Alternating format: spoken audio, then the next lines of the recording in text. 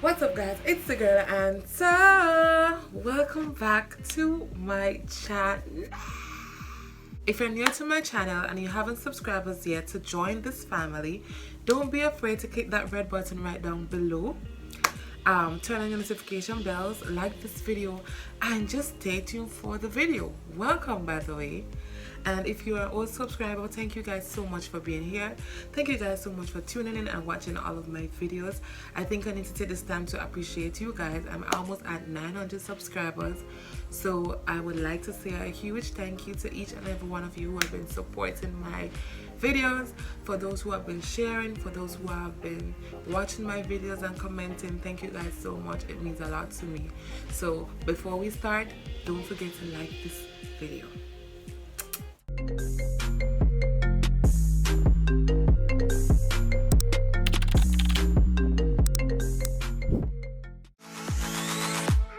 So today's video, as you guys could tell by the title, I'll be giving you guys a story time. This story happened like, I think it was like maybe 3 years ago, back in Jamaica. It was crazy, but it was a experience to remember. Not a fun one. So how this whole thing started, we had a church function to attend, and my church, we had to go and perform in Kingston. We went to do a dance. There was a youth council, something that the Salvation Army has, that is a youth council. We did our thing, and anyways, it was time to leave. Usually every time we go out somewhere, we stop at KFC to eat, because that's just what Jamaicans do. You cannot go on a trip and don't go to KFC, else they're gonna be mad at you if you don't stop at KFC. And the buses, it wasn't that old, but it wasn't that good. But it was a good bus to get you where you wanted to go, and you would be sure to reach where you have to go, regardless of the fact. But it wasn't good. It wasn't like an up top bus, like that was a good type of bus. We went to KFC, everybody eat, have fun, blah blah blah, came back out, and it was time to go home. So they just built a highway. That's when they just opened the highway to go from Spanish Town, I think, to St. Anne. So we're on our way on the highway. Then all of a sudden the bus just started to move slow. So they couldn't go anymore. We started to smell smoke and stuff like that. Mind you, this was about after like 8 in the night. 8, 9 in the night. And we were already like a good distance away. And if you know highways, you cannot say, all right, we're gonna take a turn and go on the other side to go back to the gas station or whatever. We had to continue driving, and there was nowhere for us to actually take a U-turn. And of course we couldn't go up stop. Anyways, it reached a point where the bus stopped completely. It was about, how many of us? About 7 older ones, and the rest was little children. My father, my mom, and he's right. So anyways, whatever, long story short, we stopped and we thought that, okay, the bus needed some oil. I don't remember like not oil, but some water thing, like the blue water that you put in it, in the top front of it. I don't know, but whatever. It needed something from the gas station. Now, the only way we could get it is if we walk to the gas station, or we, I guess, reverse the vehicle to the gas station, which would have been like a long journey, just the same. So anyways, my mom was like, my dad was like, I wonder if we can call somebody to come and help us. We called people, everybody was sleeping, who already passed us, because who wasn't going our way already passed and went home. So it's like, alright, we're stuck alone, what are we going to do now? And it ended up like that, about 3 of us. It was Kijano, Royce, Tony Marie, and I, and Chevelle. 5 of us went, say, okay, we're going to go back to the gas station, we're going to walk on the highway and go back to the gas station and see if we could get the water, buy it, and come back. Now, mind you, this highway was dark, like dark, and like while walking, like you could see like houses way in the bottom, we see a bridge. It was just so dark and so lonely and scary at the same time. But we never, like, we weren't really worrying about it. We never made it a big deal. We were happy. We were singing songs, we were dancing, we were playing around, who racing, who was saying, okay, if somebody's supposed to come and do something, who's gonna do this, who's gonna do that, who's gonna run, who's that gonna run, who's gonna fight, who's gonna do this or whatever. We were just talking like stuff. We were having fun. But After a while, I started to get scared because it's like we were so far from my parents or from all the rest of people. We were so far away from them, and we still had a good amount of distance to reach to the gas station. So between there was just dark, it was lonely, it was like if you turn around you can't even see anything. It was just so dark. My other friends were good, but for me, I was whoo, and then I was thinking about the fact, okay, we're here with other people's children, like that's crazy. Like, what would we tell their parents? Why are we even walking this far to go and get some water? Why not just all of us stick together, and if we're going, everybody go together? You understand what I mean? But anyways, while we're there, we're walking down, having us, as I said, we were having fun. But while we were there, we were having fun. This car passed, a white vehicle, and one dark man, he was strapped, was in the vehicle, and he was like, yo, like he was asking us something. And remember, as I said, this place was lonely, so he was the only one there. We don't know if he had a gun, we don't know if he had anything, but it was only like 3 girls and 2 male. This guy, he slowed down, he watched us and that kind of thing. When we reached there now, but like when we eventually saw like where the lights were to pass, like the beginning of the toll road for us to continue our journey to go to the gas station, my mom called. At that time, the same guy that stopped down the road asking us where we're going and whatever, he stopped up by where they were, and he was telling mama that we're in a dangerous area. We shouldn't be going down there alone at this time of the night. Now, time has passed, so about, maybe it was after 10 at this point. So my mom my mom called, Antoinette, wow, no, come back, don't come, turn back, leave the water, come back. And mama started to freak out because, the guy come and tell her no, that it's dangerous. We are already at a dark spot where the vehicle is parked, and no vehicle's not really passing to go up. Most is passing to go down, and it's not like, okay, they're passing. It's a fast type of pass. It's like, okay, this vehicle pass, next 15 minutes, and next vehicle pass, or next 20 minutes, whatever. She called up, I was telling the rest of them, like, mom, said to come back. They was like, no, but we almost reached. I was saying the same thing too, because I'm like, okay, we almost reached. My sister, we'll just go, and then see if we get a ride, come back with somebody else. But my mom started to fret, and then she call my phone every minute, and then my phone kept ringing, and it was loud, and I did not want it to, I don't know if somebody was around the area, I did not want anybody to hear. So I was scared again to like mute the call and stuff, and I told him, mom, I said to come back around. At this point, where we were at a bridge. And that bridge, anybody could just climb up that bridge with guns, whatever they had to do, and do something to us. Nobody would hear.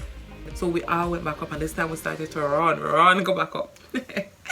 Anyways, we reached there now. We reached out where the guy was, and where the bus was, and the guy was there. Now, this is where I started to think all kind of things now, because I'm saying, okay, let me explain before I say what I have to say. Hold on.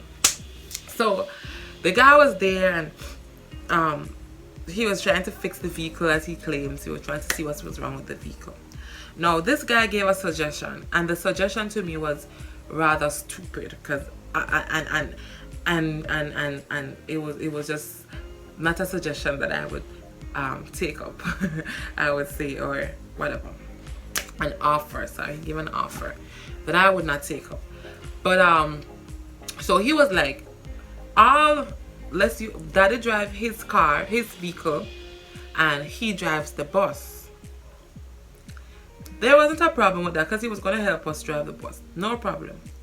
When it became a problem was when he said, okay, all the bigger people, so all the boys, all the men, so we had Ryan, we had Macnish, we had Royce, we had Kijano, and we had my dad and Damoy.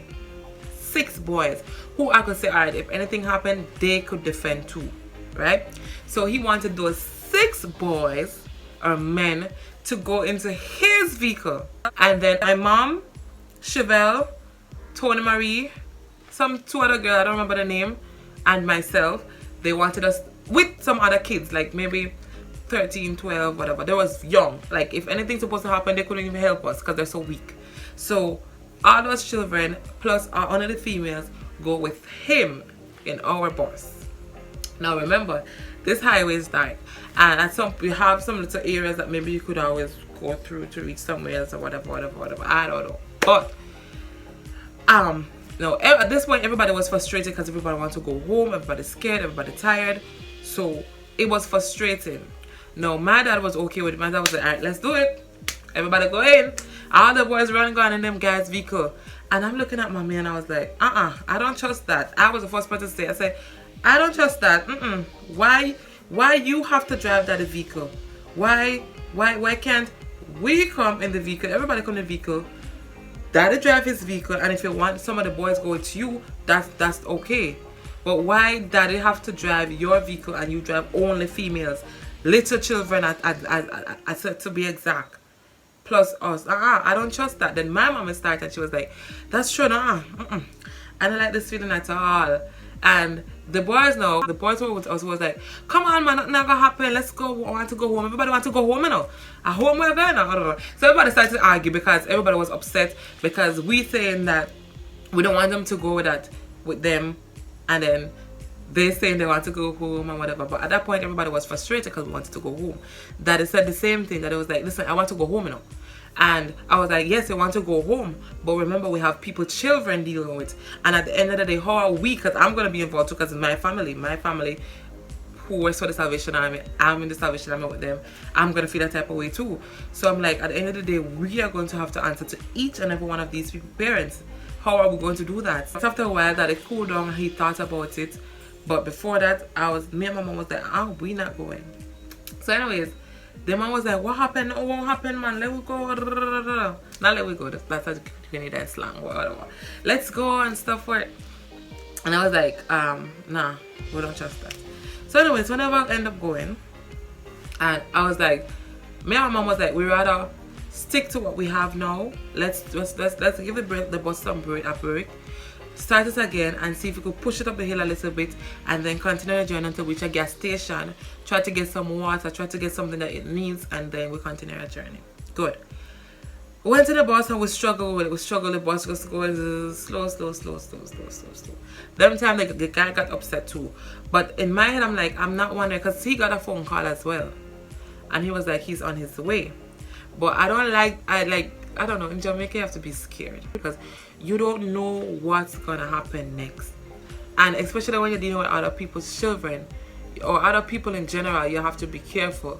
It's not like it's one of your own, it's somebody else's child, somebody else's son, somebody else's daughter. So you have to be careful. He got upset and he left us. And the way he left too had me thinking, like, what was his intentions? Like, what would have happened if we had just said yes and just stepped in because everybody wants to go in, everybody wants to go home? What if we had, went through with that or go through with that, whatever? We're struggling until we reached the gas station. We got to the gas station and then the bus cooled down. This was like about after 12. The bus cooled down, we put the water, we wait a little bit, and then we continue our journey. It worked perfectly until we reached Dunsville. That was their stop. We dropped them home. And by the time we reached their house, it was about after 2 or after 1. No, after 1 their time. So we had one more guy to drop home. But when we reached Dunsville, the bus stopped working again. So that was a good wait. We had to wait again for it to cool down. We continued our journey. We dropped the other guy off. His dad was upset. His dad said he's not going to go anywhere else with us again. So he shouldn't ask him anymore and stuff like that. His dad wasn't understanding the fact that we wanted to make sure that everyone got home safe instead of just doing stuff. But he got upset, which is totally fine. When we got home with him, it was after 2. And then the other girl was staying by my house at that time, so we never went home. The last stop was home. But I wasn't feeling okay until we reached home, because I'm like, what if something's supposed to happen? What if this? And I was still thinking about, okay, what if we had just said yes?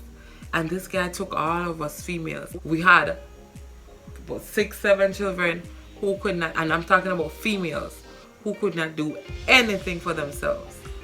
What was this guy's intention? What could have happened to us? What did he have on him? What did he had in his vehicle? Could he have set us up? Could he have raped us? Could he have killed us? Could he have whatever? We don't know this man from Adam and Eve. and what if we had went with him? You understand what I mean? Bottom line is we ended up getting home safe, which is good. The vehicle was still there. We still needed it, but I mean, the good thing is we got home safe, no matter how long it took us, no matter the struggles, no matter the frustration, no matter the vexation and all of that. But yeah, that was the story. That was how the story ended. That was how the story ended. Moral of the story: think before you act. No matter how frustrated you are, no matter how upset you are, no matter how much you want to reach home, take your time to think about it. What if something happened? What if this? Take time to what if, just in case, because you never know what could turn out of a situation. But thank you guys so much for watching this video. I hope you guys enjoyed this video. If you're new to my channel again, welcome. If you haven't subscribed to my channel, click that subscription button right down below. It's so easy to subscribe, easy and free to subscribe, and that would mean a lot to me. Like, trust me, it would mean so much to me. So go ahead and click that subscription button. If you haven't liked the videos yet, like it now. Pow! And turn on your notification bells. Tell a friend to tell a friend to tell a friend. To tell a friend to tell a friend to tell a friend. Aye, to tell a friend to tell a friend to tell a friend. To subscribe to my channel. Until next time. Oh, and as I always say, I always remember to stay true to yourself, because there's nobody in this world better than you. Absolutely nobody better than you. Alright? So until next time, guys. Peace.